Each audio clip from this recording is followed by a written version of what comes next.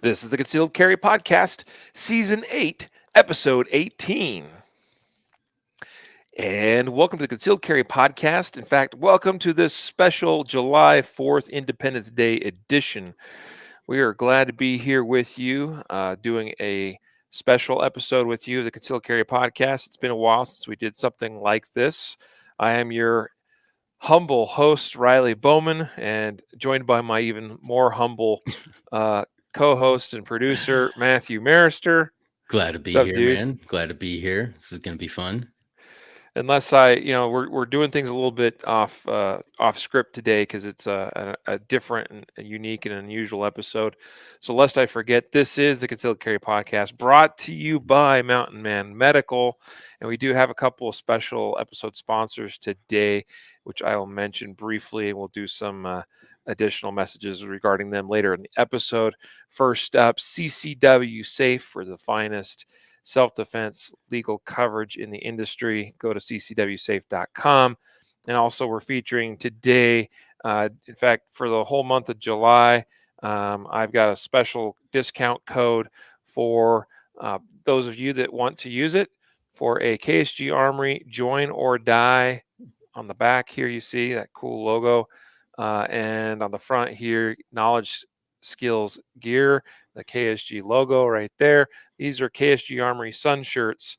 Perfect time of the year to get one. These are going to protect you. Check them out. You can go to ksgarmory.com/sun shirt, and that'll get you there. And a discount code, I'll provide that here later in the episode if you want to save 15%. So today we are welcoming you all. We're recording this on Friday, June 30th, 2023, a couple of days ahead of Independence Day, our nation's birthday, which I think is next Tuesday. Is that right? 1, 2, 3. Yeah, Yep. it should be Tuesday. So looking forward to, it's one of my favorite holidays of the year for sure, for a variety of reasons. But we're going to focus on probably one of the most important reasons why it's one of my favorite holidays, because of what it represents, what it stands for, what it acknowledges took place in this nation over. In fact, we're getting really close to 250 years ago now, a couple of years away from, I think, marking the 250 year mark. So a special time of year. And today we're going to talk about this concept of freedom. We're going to talk all today about freedom. And is there a better way than the American way, than what we know as freedom here in the United States of America? So this was kind of inspired a little bit by a late night conversation that you and I had across your kitchen counter Mm-hmm. last week when I was at your place in Yep. Ohio. I apologize, podcast fans. We didn't get an episode done while I was there. Wasn't a lot of, I mean, unless we did it like, I think some of our late night conversations that lasted like an hour or two, we probably could have just done an episode, Sure. but we didn't necessarily launch into those late night tirades, expecting to go as long as we did, I'm sure. Yeah, you can imagine we get a little long-winded, verbose. So Otherwise, the days were rather busy, and so didn't get a podcast done while we were there together. But we're sitting there around the counter in the kitchen there talking, and I remember your wife making the comment, "Hey, that'd be a great podcast." And I was like, "Okay, all right, fair enough, let's do it." And since July 4th is coming right up, I think the time was appropriate to do so. wrong. Yep. Yep. So I don't know where to start, because we could start so many different places, but I am going to start by just mentioning, you know, recently I completed. This is actually a couple months ago. Right now, I'm working on the second book in this series. But I read, or actually listened to, this audio book called "Glorious Cause." Um, or is that the one I'm listening to right now? Sometimes I tend to get things mixed up. You Hold listen to on. so many, man. Oh, it's "Glorious Cause" I'm listening to right now. That's right. Hold on. The book is "Rise to Rebellion." There we go, by Jeff Shara, son of Michael Shara. If you guys are familiar with books like The Killer Angels and Gods and Generals, and some of the movies that have been created from some of those books as well. I'm a huge fan of those books. They're all historical novels, and Michael's son Jeff has carried on his legacy in continuing to write, these fabulous historical novels, which I appreciate. I enjoy. They're fun to listen on road trips. I listened to The Glorious Cause, or at least part of it, as I was traveling back from Ohio a few days ago, because it keeps it interesting, in the dialogue and the storyline and everything. But at the same time, you're learning, and studying these historical events that are, painstakingly researched by the Shara family. And so the Rise to Rebellion, a fantastic book. It takes you 24 hours to listen to it at 1x speed if you want to get through it. So it took a while, and it's all about the events leading up to the Revolutionary War. Like, takes you right up to Lexington and Concord, and like first shots fired, and then like A Glorious Cause, which is the book I'm on now, is the events, from there forward through a lot of through the battles of the Revolutionary War and the events going on there. So it's been fun to go through that and refresh the memory of Mhm. how this all came to be. Yeah. I mean, we are all so incredibly blessed to live in the nation that we do live in. And this might be, I don't know, some people might take offense at this. I don't know, but I think the whole world, frankly, is pretty blessed that the United States of America ever came to existence as well, because I think that we've been fortunate to bless so many other, like pretty much all the other nations in the world, because of what we have here and what we've been able to achieve, which has only been made possible. And a lot of that's because of the wealth we've been able to generate, the technology we've been able to create. But that wouldn't have been possible, uh, at least in the relatively short span of history that's occurred, if we didn't have this free nation.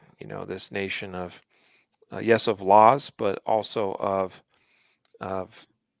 these constitutional principles, these Bill of Rights, these natural rights that the Constitution embodied and recognized, and said, yes, every man, every woman, every child, every individual is has a right to these unalienable rights. And so yeah, it's been humbling, to like ponder about that. And I thought about it quite a bit as I was driving home from Ohio after competing at nationals last weekend. Yeah. So anyway. Yeah, man. I think it's crazy because you think about it, and our country. I believe God bless our country, the founding of our country, the circumstances in which it even began, in the people that drafted these documents, and the principles and the concepts.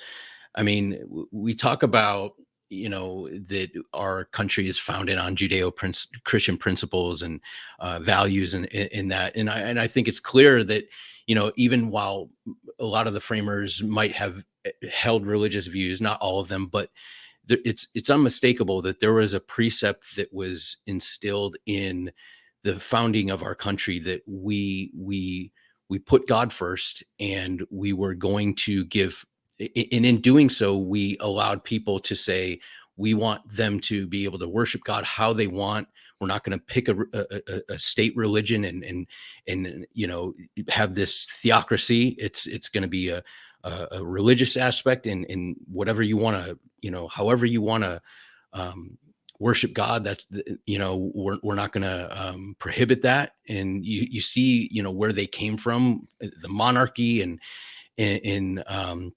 the state-run religion. And so I think, by doing that, God bless this country. And while we were still, as a nation, I think, seeking God and following these principles, we continue to bless other countries, and bring freedom to these areas that might not have had it. And I think we've certainly strayed away from the script. And we strayed away from God. And I think that our country we're seeing an immoral country. I mean, I, I can't help but see it. And I mean, and I think that this is it's important because to understand the framer's mindset. I was thinking about this, and a couple of days ago, I wrote an article based, because I'm sure you guys have heard you probably heard it too, that one police chief from Tulsa, or he was like, oh, I'm good with giving up some freedom for my guns. I'm good with giving up some freedom for some security. And I was thinking about that in juxtaposition of 4th of July coming. And there's this quote from John Adams, and if I can, it'll take like a minute to read it, but I think this really sums up like the the the heart of like what our country was founded on. And he says, this is John Adams. He says, while our country remains unattained or untainted with the principles and manners which are now producing desolation in so many parts of the world, while she continues sincere and incapable of insidious and impious policy, we shall have the strongest reason to rejoice in the local destination assigned to us by Providence.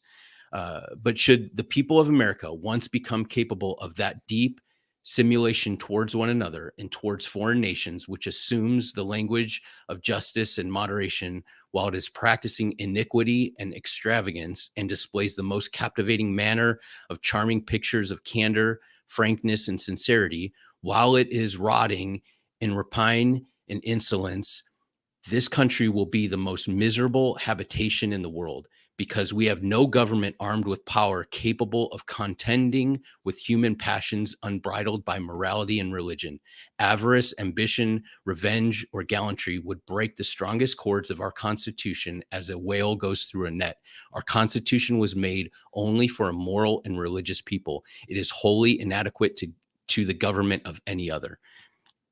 And I think that's like, I mean, that struck me. And since I heard it, obviously I don't have it all memorized, but I mean, the freedom comes with responsibility. And if we don't have a governing principle of what morality is, and everybody does what seems right in their own eyes, then our Constitution, it can't govern it, because it's set around freedom. And people, the less we become less free, the more we start doing these evil things, and government has to come in and set laws to constrain us. And so I just, and John Adams wasn't a religious dude. He wasn't, this wasn't a sermon that he preached on Sunday morning. Like, Mhm. so I don't know. He was raised in the Congregational Church, from my recollection, and researching this, and later was a sect of that, which was Unitarianism. Hmm. And you're not wrong that he was not, like several of the other founding fathers, not super religious, at least in their daily practice or Hmm. lives. Um, like so I knew this was going to come up, so I researched a little bit. It's like you had George Washington, who was an Anglican, right? Um, James Madison, an Episcopalian, not super practicing, in that uh, way at all either. But that's he. I guess he attended church. There's just not much evidence that he actually, um, practiced religiously. Thomas Jefferson, who arguably is probably one of the more liberal ones in this regard, in that he believed in God, but doesn't he's classified as a deist, right? And so, what I think is fascinating about all this is because the very first amendment, which touches, of course, on freedom of speech, freedom of the press, but also freedom to believe and worship as you see fit. And you had all of these amazing men, and sure, they weren't perfect. They had their own faults. Um, we recognize that. History recognizes that. A lot of there's a pretty popular movement to tear a lot of these dudes down. Hmm. Because wow, they Thomas Jefferson had slaves, or what, like, so they were horrible, terrible people or whatever. So therefore, it completely discounts all of the work that they did. Like, you wouldn't even be here in this nation able to say such things and criticize your founding fathers if it weren't for the founding fathers establishing the government that we have, um, and establishing these bill of rights, especially that First Amendment, right? And it's such an irony to me.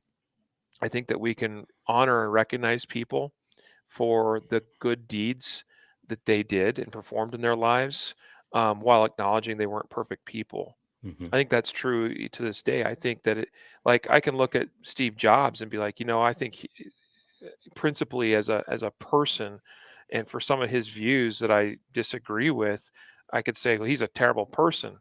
However, I recognize, that he's revolutionized the world in which we live, right? And so, but it seems that people want to, this cancel culture is become so pervasive and frankly downright, I think dangerous in that, it's either this or it's that, and there's no middle ground. And the truth of the matter is the world is not black. There's very few areas where it's black and white. As far as like, well, you're either on this side or on that side, or you're either good or you're not good, meaning that you either, are deemed by society as being a good person, meaning that you're on the right side of all the current popular issues of the day. Hmm. And if you're not, then, oh, we cancel you. Oh, we tear down your statue. Okay, you go away. We write you out of the history books because you were a bad person, Yeah. right? And that's such a and frankly, I mean, like that's the opposite of who we are and who we should be as Americans, and what the founding fathers were trying to create. Because these were men that didn't necessarily, in fact, they did not agree on a lot of things. They did not agree on concepts of religion or even God. They didn't agree on exactly what the government should be and what it should look like. You had those that wanted a much more centralized, powerful federal government, and ones that wanted it to be a lot more, distributed out to the states, right? But there had to be this middle ground. We had to bring it together and make it work, which it frankly is dang near, perfect in that respect. And yeah, it's not perfect, but it's dang near perfect, because I'm not aware of anything else, in the world ever before or now that is more perfect than the Constitution of the United States of America Yeah. and everything that has followed that. Right. And that's the other thing is, like, I think that we can recognize, just like we can recognize that within individuals, of history that had imperfections and faults, but yet still did remarkable things. I think we too can also recognize and honor our own history and heritage as a nation, while acknowledging its faults as well. Have there been missteps along the way? Absolutely. Have we made mistakes? Absolutely. Have terrible things been allowed to occur within the boundaries of this nation? Absolutely. But can still, but and again, that's my whole point to this little diatribe of mine, is that it doesn't have to be, and it shouldn't be a this or that, because we can accept the the failings and the less than perfect things, the mistakes, while still recognizing and honoring that this is who we are as Americans, and it's a wonderful, beautiful, glorious thing. Yeah. I mean, I think that's it's like people try to define things and they oversimplify it and try to define something like our country, and or a person's entire life by one event. And if my life was defined by the things I did in my past, I mean, nobody would listen to a word I'd say, and I should be locked up. Like every single person has faults. Every nation has faults, and I think the difference is like you can be patriotic. I mean, I'm patriotic. I served the country. I went to went to combat. I went overseas. Um, and I'm proud that I did that. Does that mean that like I agree with every single thing that the government does? No. I mean, I think the government, our government is not functioning the way it should, and I have reservations about a lot of stuff. But I'm uh, my patriotism is in the principles of freedom and equality and, you know, the right to not be accosted by the government, right? To have individual property and the ability to say what I want against the government and worship how I want to. And that's what I celebrate in during the 4th of July, not a specific president or not a specific, policy decision or this. And I think that there's a un disingenuous spirit behind the people that say the country is bad, it's inherently racist, it's bad, it was founded on racism, it's a racist country, and it's not equal. Nothing is ever going to be perfect, and nothing is ever going to be equal. No government, no group of people in the history of mankind, because people are not good by nature, man. They hurt each other. They're greedy, they're desiring things, they're selfish, they're prideful, and that comes out in government. And so I just think that it doesn't mean that we accept those things, but we're constantly trying to address them and say, hey, this isn't right. And then we put in, mechanisms to keep that from happening in the future. And I believe that, you know, at least as great as any other country, that we've done those things throughout our history, a short history. And I think that, when it comes around to being celebrating, patriotism, then that's what I'm celebrating, like a lot of people gave their lives for our freedom throughout, our country's history. And to just discount, the whole thing is, everybody was racist and everybody was a slave owner and everything was bad. and Mm. and it's like that does injustice to so many people in a legacy that is not, it's not deserving of that. Yeah. Yeah. Well, I did not expect us to get quite so deep so quickly into this episode. It's really good stuff. I mean, so realize, folks, that a lot of this is almost like a continuation of this conversation that Matthew and I were having a number of days ago. And, um,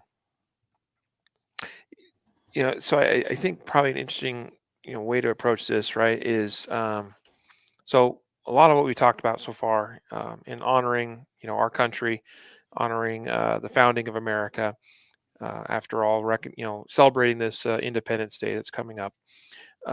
We've A lot of what we touched on so far is kind of central to what the First Amendment of the Bill of Rights blessed us with, right? Again, r- allowing us to worship and um, have religious views of, whatever those may be.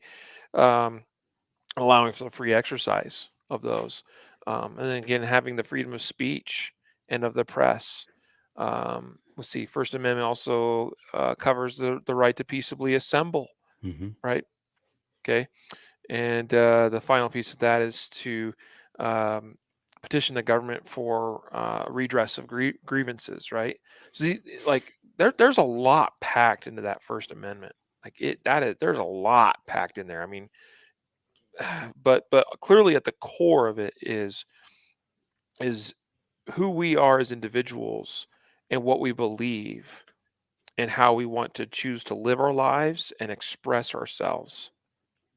And then if there's something there that is being infringed upon um, by the government, like we should be able to petition the government and say, you're infringing upon me, right? Hmm. Upon my individual liberties.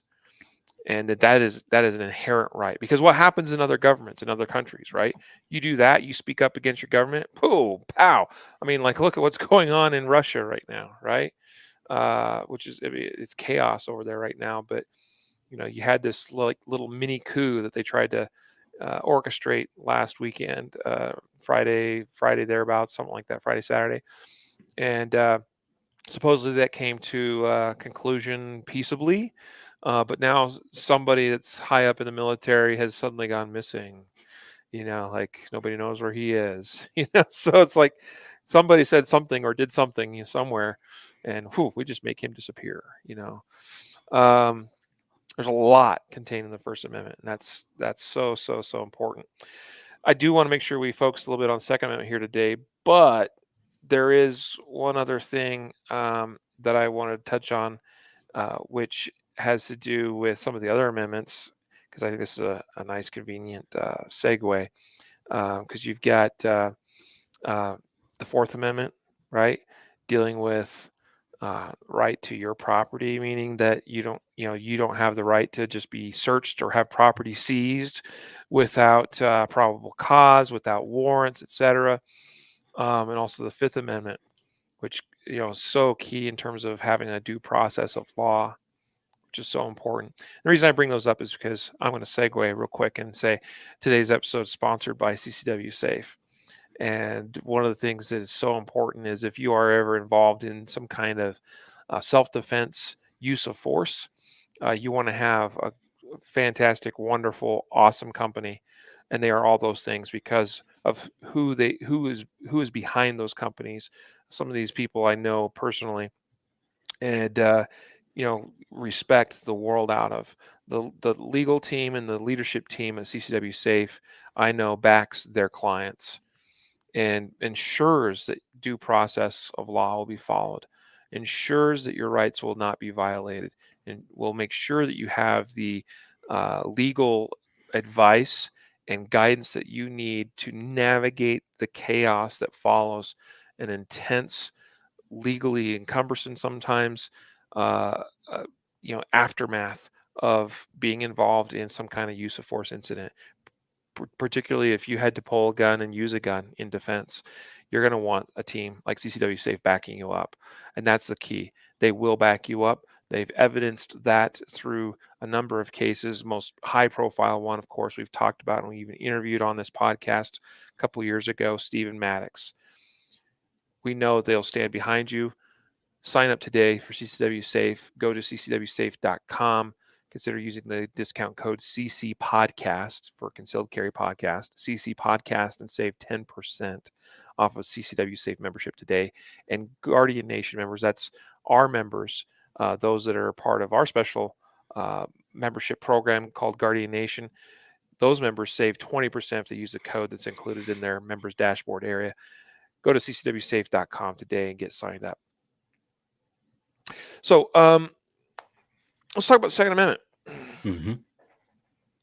Where did everything begin? I mean, there was a lot going on.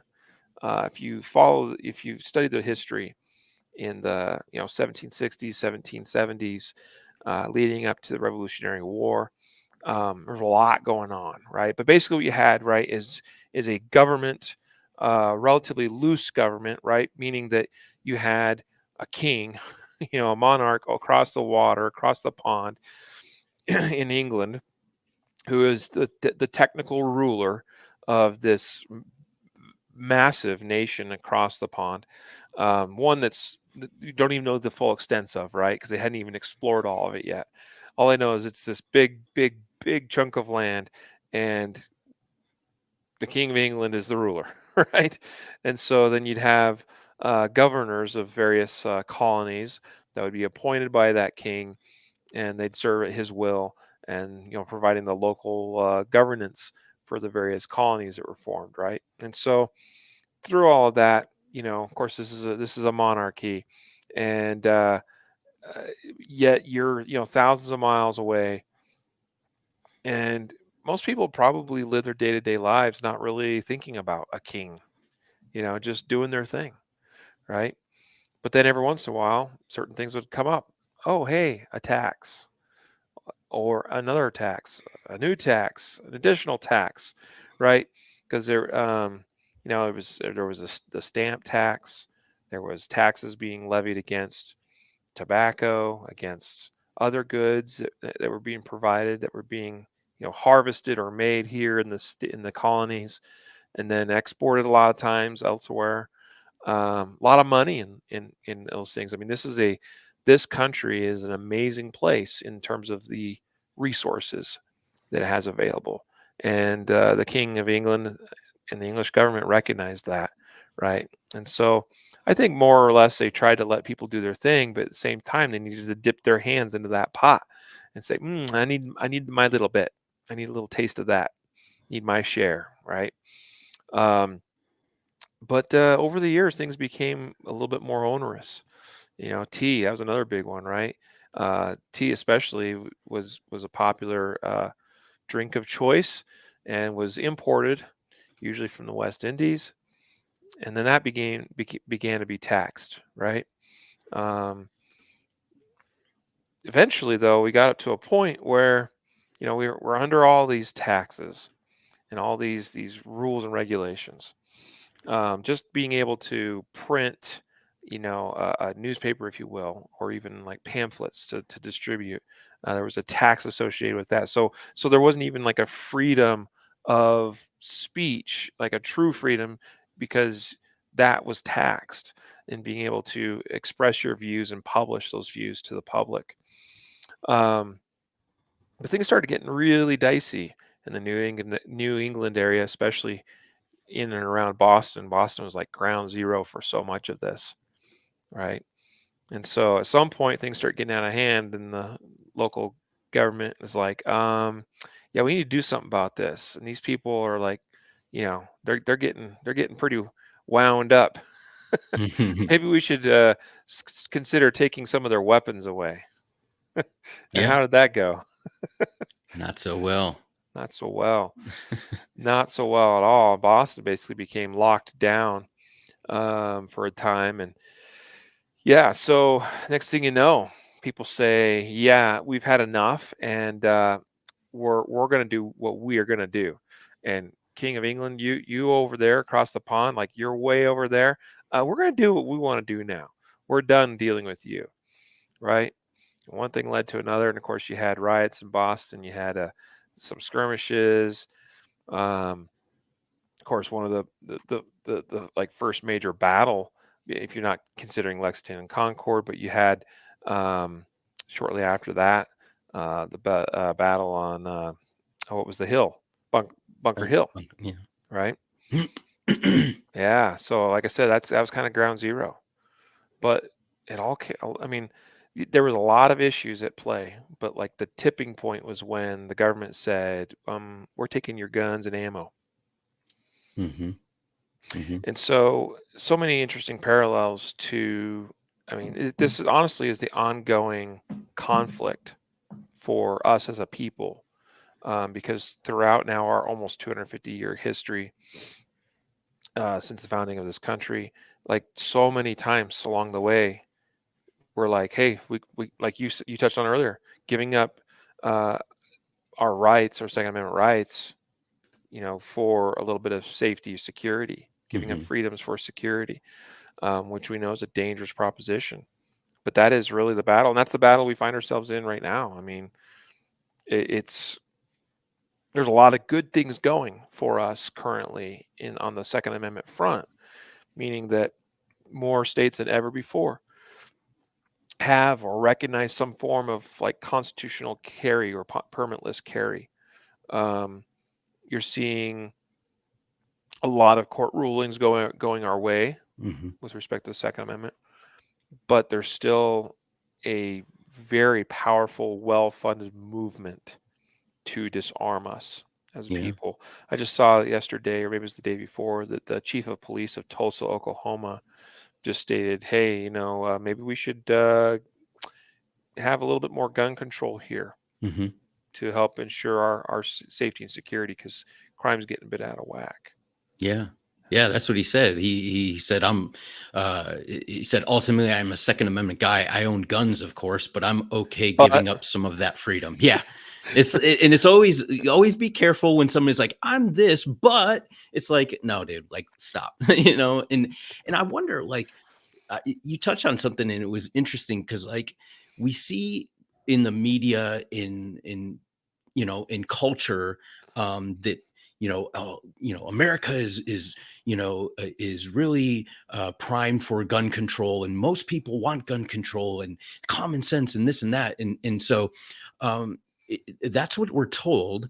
and then you see an exact opposite in this in most of the many of the state legislatures are going the opposite way. And with the Bruin decision especially, like we're seeing gun rights being restored, and governments, local governments having to actually justify the laws, these gun control laws. And I'm wondering, like, some of this I feel, and maybe I'm wrong, but I think that COVID really exposed a Mhm. lot. Like, it kind of pulled like a scab off the wound and said, like, because before COVID, there were a lot of people that said, "Oh, the government would never do this. The government would never come and shut down church or arrest somebody for going out of their house or going to see their neighbor, or the government would never do this or mandate this or force me to do that. That's crazy."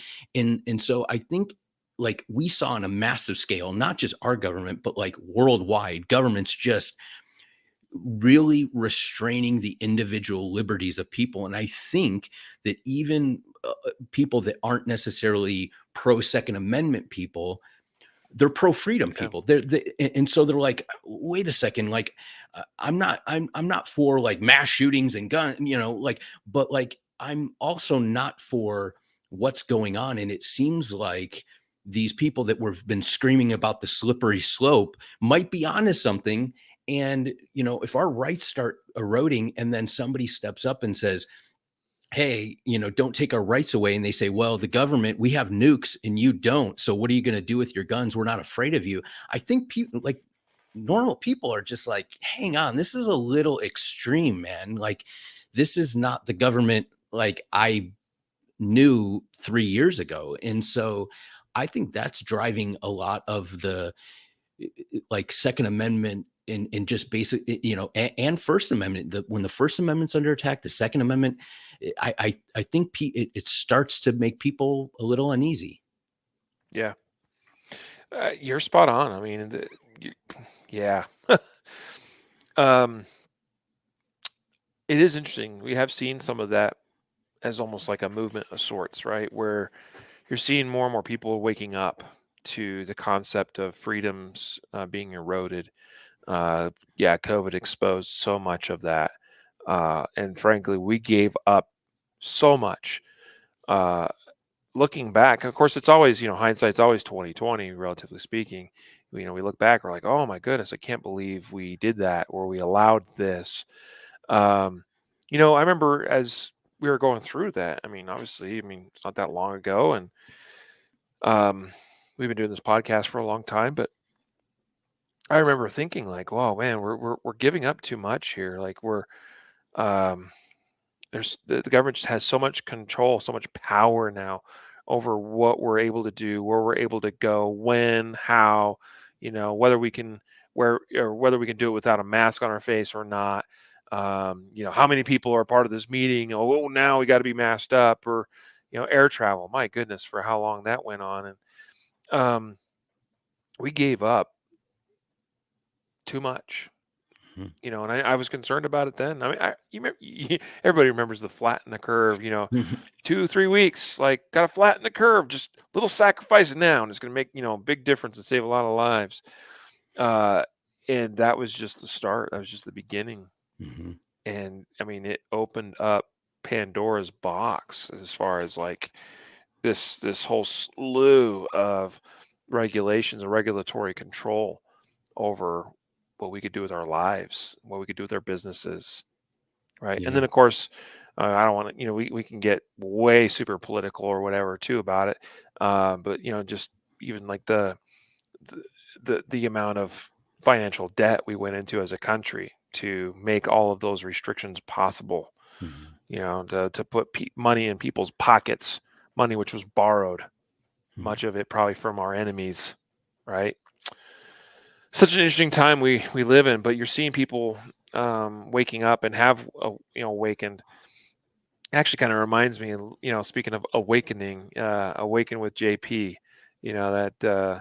that fella that does all those funny YouTube skits and social media skits and whatnot. And like, I think he's one of those that you could point at as like a very public case study of someone that was, you know, was a comedian and kind of maybe leaned a little bit left, and since COVID has really swung Mhm. now like hardcore right dang near, you know, and so that's really kind of a fascinating case study. And I don't think that he's alone. I think there's a lot of people that fall into that boat. Second Amendment is so key to everything. And this is why I have said before, and I'll say again, that I am pretty much a single issue, voter, meaning that there's a lot of things I will vote for where it comes to looking at political candidates, but there is one issue that for sure will earn a non-vote, and that is someone that does not support the Second Amendment, because I think the it is the what's the word? It is, I mean, whether or not you support the Second Amendment, like fully, and you don't have these, but statements that follow what you say you believe. Uh, it is the litmus test. There we go. That suggests where you're at on the spectrum of freedom, Mhm. because a politician, a government leader that is comfortable with the idea of his or her constituents having guns and owning guns and being able to carry them around and be able to use them in self-defense even, like that's a huge litmus test, because I mean, like, just think about that, right? Like, your government leaders are okay with that. Like, that's a powerful thing, Mhm. because the opposite of that is a very scary thing, right? And it also suggests uh, how you feel about a lot of other issues surrounding freedom, right? And mainly because without the Second Amendment, nothing else has any teeth. In fact, like, the ultimate petition for redress from the government is the one where we say, "Nah, you work for us, not the other way around, and you push us too far, we'll push the reset button." Now, I'll be clear and careful here. I'm not saying like, "Hey guys, get out in the streets, let's revolt and let's start a revolution here." I'm not calling for that, at least not yet. But like, that's a remarkable thing that you even read in our founding documents of this nation, as far as, like, I mean, because that's how this came to be in the first place, is we Yeah. said enough's enough and we're revolutionizing. Yeah. I We're, mean, ta- we're Go for it. no, no, I mean, just read the Declaration of Independence. I mean, it's in like you. I don't think I'm not calling for some uprising, military uprising. I'm not calling for that. I'm just saying, if you look at our, there was a point where the people said this is a line that we cannot cross, because if we cross this line, we can't come back. And if they come and take our firearms, there is no way we're coming back from this. We are subjects perpetually to Great Britain, and this is the line. And whatever that line is, maybe, and you can devotionalize this individually. Like, this is my line where I won't vote for this candidate, or I will stand up for, this cause if it gets to this. You can make those kind of judgment calls, like, and I think we should, but like, as a country, as a nation, there are people that were saying, look, dude, we'll die one way or the other. We're either going to hang, because this is going to fail, or we're going to die in battle, or we're going to survive and eventually we'll die, but we're going to die doing what we believe is the right thing, in pursuing freedom in the right thing. And it might not be something that we get to actually like live under, but for our generations, we want to provide this for generations. And I think that, you know I, it's a tough thing, because there are things that I look at, and I don't ever regret my military service, going overseas and doing the things. I've had friends that died overseas, and in looking back at these conflicts and stuff, you know, I I I I always wondered, how do these, when I came, when I got into the military, I looked at like Vietnam veterans, and they were, I saw like pictures and videos of them like throwing back medals and saying like, they were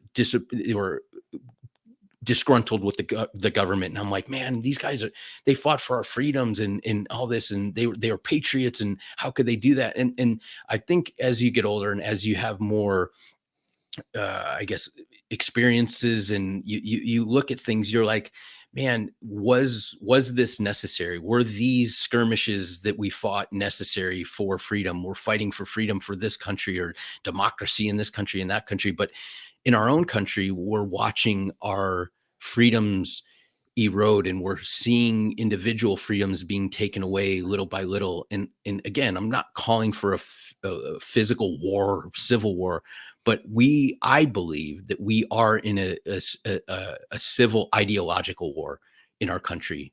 Without a doubt, there's a vast chasm between what this half of the country and this half of the country Mhm. believe.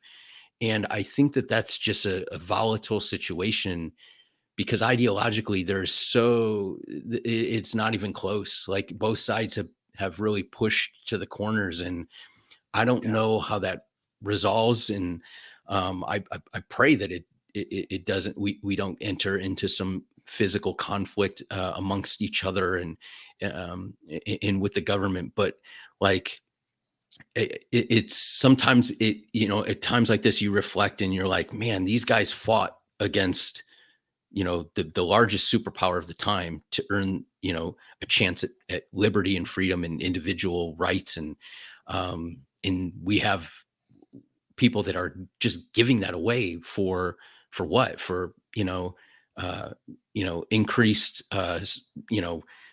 government assistance, or a promise of peace, and a promise of this and that and safety, which never comes. Like giving your Mhm. guns, and we'll make the streets safe. When have you ever made the streets safe? You can't do, like, you know what I mean? Like, you're promising stuff that we know that you can't deliver on, and you're asking us to give so much by giving away freedom. And I don't know. Yeah. It's a weird place, man. Yeah. I don't know how, man. Yeah, you're spot on as far as just how divided we have become ideologically, and in so many different ways in this country. One way that we see that we are, becoming more and more divided is, uh, particularly at the state level. I mean, when you look, like we got Chris here talking about why he left California, because he couldn't stand the politicians who wanted to trample on our Second Amendment rights. Like, good on you, Chris, right? Like, bravo, to say, hey, enough's enough, and I'm out. Meanwhile, I have many friends and even family that live in California, and that are freedom-loving Americans, that are gun-toting Americans, and are trying to fight the good fight behind enemy lines. But you see, states like California, Oregon, Washington State, even states that we used to think were kind of relatively safe. Like, I mean, Washington was pretty safe from like a Second Amendment perspective for a lot of years, until all of a sudden it wasn't, and now it's taking a hard left turn. New York State, New Jersey, Illinois. Okay. I mean, we obviously know about Chicago, but recently, the Illinois state legislature has been trying to, uh, pass additional gun control legislation. Meanwhile, you got states like, Utah and Florida and Texas and others that are, like, going hard right, you know. And so, how's that resolved, right? Because it seems like less and less we're interested in trying to work together and craft solutions, but rather, oh, you're on that side, well, I'm on this side, and so guess what? We can't even be friends. We can't talk. We can't associate. You're wrong. I'm right. And I get that there's those even, viewing or listening to this podcast right now that maybe feel about the other side that way too. That, hey, they're wrong, we're right, And I believe we're on the right side of history, especially where it comes to like Second Amendment issues. I do.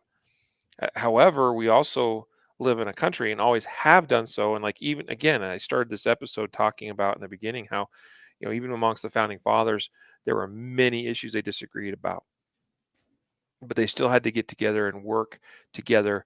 I mean, you look at how we eventually finally declared independence in 1776, and these holdouts, like you had, those in Pennsylvania, um, what was it, Connecticut, I think was another one. Like there were a few, these some of these representatives from these different colonies that, I mean, they did not want to declare independence from England, Hmm. right? Like this was a contentious issue, was a difficult issue, right? But still, we had to work together, and that's actually a perfect segue, because I was going to talk about that. In 1754, Ben Franklin drew up was what is known now as probably the first ever like political cartoon, and it's known as the Join or Die political cartoon or image. This was used to represent a divided uh, uh, body of colonies, and was used to say, hey, look, we've got to get on the same team. We've got to get unified, because if we're not unified, just like this snake is cut up into pieces and this snake is dead, you can tell because its head's just sitting there and its tongue's like, eh. You either got to get on the team, join, or die. Hmm. And whether we, believe we're on the right side or not, like we can pound our war drums as much as we want to.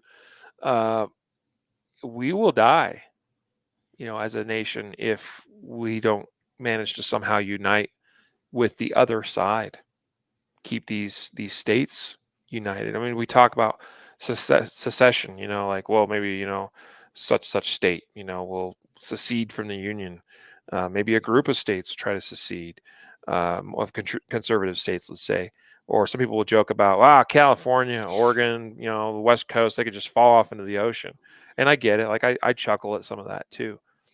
But at the same time, like, what does the future look like if this union is in fact broken up? And frankly, I think that the difficult reality, difficult one to know with certainty, and difficult too because it's something that's difficult to accept, is that we'll probably be gobbled up by some other superpower in the world if we don't manage to keep these 50 United States together, because we will become divided, tribalized, broken up into bits and pieces. What do you think? You think China is not going to step in and try to take advantage of that, or Russia, or some other country out there? Hmm. So I think it's anyway. This is a great reminder, and that's partly why this is on the KSG Armory Sun shirt. Join or die, okay, as drawn by Ben Franklin. And again, on the front of these shirts, KSG Armory, knowledge, skills, gear, which is what KSG stands for. And you'll see in the logo of KSG, you see the same snake, Hmm. right? Little reminder there. I mean, one, it's a symbol of our independence and what we fought for, because while that was first published in 1754, it remained a symbol and was used regularly in print, in newspapers and magazines, all the way up through the Revolutionary War, to remind people of, and there's even a great little image out there I've come across once or twice from one of the newspapers, in one of the colonies, and you see the little snake, and it's in this case, it's drawn. It's part of like the header of the newspaper. It's drawn as a whole. It's not segmented up, showing, hey, we are united. We're on the same team here, and we're fighting for our freedom. Right. Nice Hmm. little reminder. Anyway, pick up a KSG Armory Sun shirt. 15% off if you use the discount code KSG Loves America. KSG Loves America, 15% off. And that will only last through the month of July, from now through the end of July.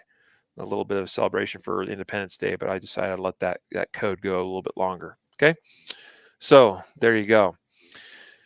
So, where do we wrap this up, Matthew? We've been going for almost an hour, and we've talked about a lot of different things. And obviously, our country faces a lot of challenges and a lot of issues moving forward. Um, how do we start kind of summarizing or bringing this to a conclusion for at least today's purposes? Yeah, well, I think we got to be a little controversial. I got to throw something in that'll. I don't. So I don't know. Like here's I when you were talking about like joining together, right? Like, and I know some people are going to be like, oh, well, you're saying compromise, and I don't. And correct me if I'm wrong, but I don't hear you saying compromise and give up Second Amendment rights. What I think is our country has been great at, we go back to the freedom of being able to speak in public and say unpopular things. And in that, the best, if you allow people to do that, then the best ideas surface to the top. And they may not be perfect ideas, but they're the best that people can come up with at that time, and they surface to the top. And that's what, that's the direction we go. I think the issue is you can disagree with, you have every right to disagree adamantly with me, anybody, right? Like, and I can disagree with people 100%, but what I don't get to do is say you don't get a right to say anything, that your opinion is verboten and you need to be taken off social media, you need to be silenced because we don't like what you have to say, because then you only get one perspective, and that's a very dangerous place to be governmentally, mindset, whatever it might be, culturally. And so I think what we need to do is start to tolerate each other's differences of opinion. We can stand up and voice our opinion and say, I disagree with you, but I don't think that the government should step in and pick and choose what speech gets to be said and what is right and what is wrong, because that is antithetical to freedom. It's you know, and so just like speech and religion in assembly and all that, the Second Amendment, you can't say, well, you get to own this gun and you don't get to own that gun because this gun scares me and somebody used it in a bad way, but this gun is okay for now until somebody chooses to do something bad with that one, and then we'll take that one away. You just don't get to do that. And so I think we need to stay to our principles. We need to be principally oriented and stay focused on principles. Let that guide us and not emotion of the times. Um and yeah, like, celebrate freedom, man. Like, celebrate the patriotism and all that. But remember, like, like, freedom is only as far, like, it could be gone tomorrow, right? Like, it's only what's, I don't know the quote or it's, we're only one generation away from losing our freedoms or something along that line, right? Like, and so that's very true. Yeah. Here's what I would say. I appreciate your thoughts because you're right. I did not use the words compromise, Hmm. um, and I will not use those words compromise. I will say that we need to find solutions Hmm. and that we need to find common ground. Yeah, some people might hear that and think, well, you're talking about compromise, right? No, not necessarily. Okay. I'm reminded of, I think it was on July 1st of 1776. It was just before, they finally secured, everybody's, final approval, if you will, of this Declaration of Independence. John Adams gave a speech in front of, in Philadelphia, in front of all these men, and pretty good speech, but by all accounts, um, very passionate. And John Adams was a fantastic orator. Of course, he was an attorney, a lawyer by profession, and pretty good at his job, from what I understand. Um, John Adams had a very strong viewpoint about what we needed to do as a nation, and he didn't give up in that viewpoint. He didn't concede any points. He didn't compromise. But what he did is he continued to, and I think this is true of everything that had to take place leading up to July 4th of 1776, is that we needed to find common ground. There were those that did not wish to declare independence from Britain, but we needed to find common ground and help bring them to that side, to that side of, to that belief. And that's one where you stand for what you stand for. You stand for your, for your viewpoint that you believe is correct and true. And again, I believe we're on the right side with respect to the Second Amendment and the rights secured by it. And so we don't give up on that, but we try to find common ground with, it's kind of like what we were talking about earlier with respect to how many people are starting to see the light a little bit with respect to with everything that happened during COVID, right? And it's like, hey, you saw how that went. You saw the freedoms that were given up. Now look what else is at stake. And so you don't give up, you don't give in, you keep preaching the good word. And it's not that you say, we're right and you're wrong. No, it's where do we stand on common ground? What's important to you and what's important to me? I promise you we can find that. And then we build off of that. And that's how we win hearts and minds. I'm convinced of that. That's how it's been done before. It's how it was done 240 some odd years ago, to bring all the representatives from all the different colonies together to finally say, okay, we're in. Declaration of Independence. Let's do this. Right on. That's where I'll leave it. Appreciate you all for being with us for this special episode today, celebrating Independence Day. This should be published right close to around Independence Day is my hope, so that you all can hear this. We do wish that you have a lovely weekend. This coming up, this is the weekend, again, this is Friday, June 30th.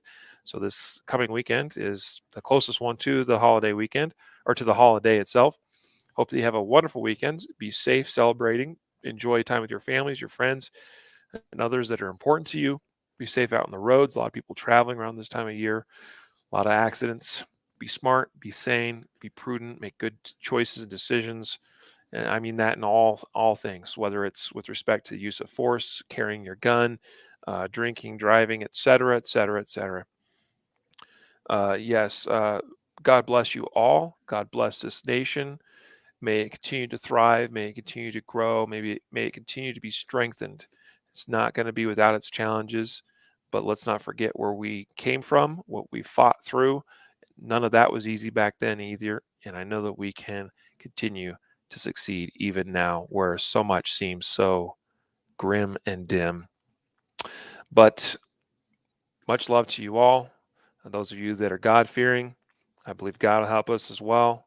Don't lose your hope. Don't lose your faith. And happy Independence Day to everyone out there. Matthew, appreciate you, good sir. You too. You too. Thank you, man. So until next time, a reminder to train right, train often, and train safe so you can fight hard, fight fast, and fight true. Take care.